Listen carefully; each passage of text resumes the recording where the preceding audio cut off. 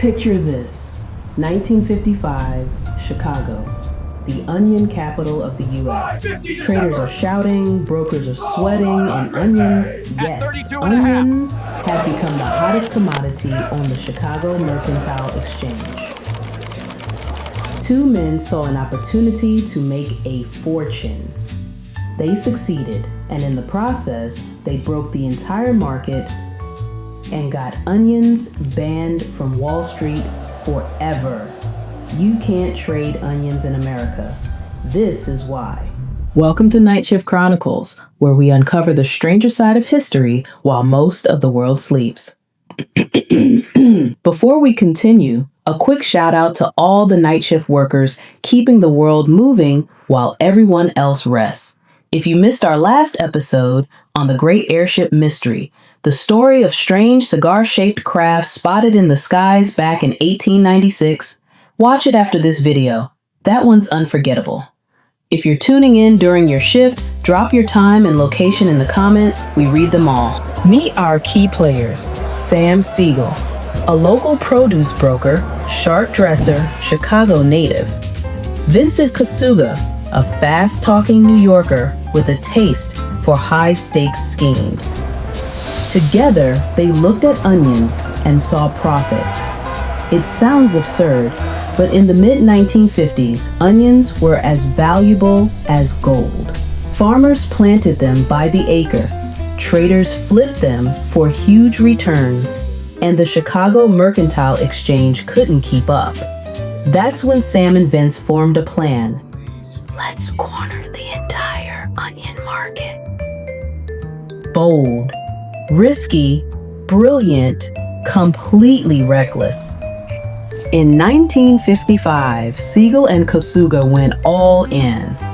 They bought 30 million pounds of onions, nearly 98% of Chicago's supply. 98%. That wasn't influence, that was control. Next, they purchased onion futures, betting the price would collapse. Then they triggered the crash themselves, flooding Chicago with their stockpile. Warehouses overflowed, trucks clogged the streets, and the price plummeted from $2.75 a bag to 10 cents. Farmers panicked, traders panicked. Sam and Vince, they walked away with millions. The fallout was devastating. Farmers went bankrupt almost overnight. The onions they harvested were worth less than the bags holding them.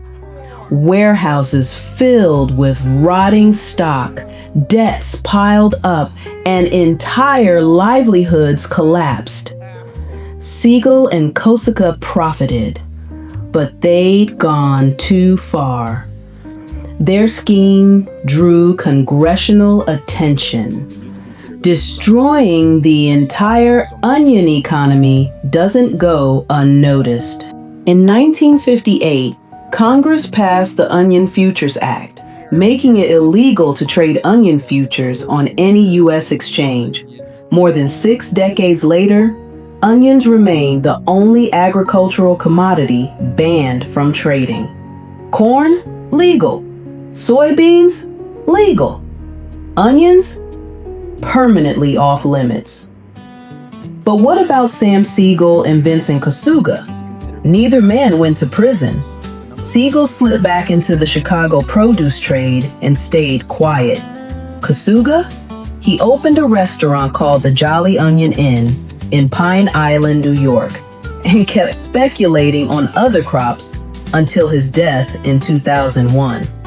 They walked away clean and left behind a permanent legacy. You'd think after all this time, someone would have tried to undo the ban, and they did. In 1987, the Chicago Mercantile Exchange lobbied Congress to lift the Onion Futures Act, arguing futures trading could stabilize prices and help farmers hedge against risk. Farmers and lawmakers from onion-growing states weren't convinced. The plan died quickly. In the 1990s, farmer groups tried again. Same result. Even in 2008, during debates about broader agricultural reforms, traders brought up onions. But with the financial crisis unfolding, Congress wasn't about to loosen market rules.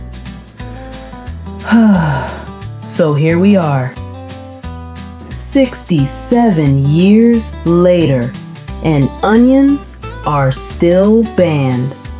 One scheme, one law, one permanent legacy. That's the true story of the Great Onion Heist, and why, decades later, the market still hasn't forgiven onions. If you enjoyed this deep dive, give the video a like, subscribe, and tell us in the comments which strange story we should explore next. This is Night Shift Chronicles. Thanks for spending the night with us.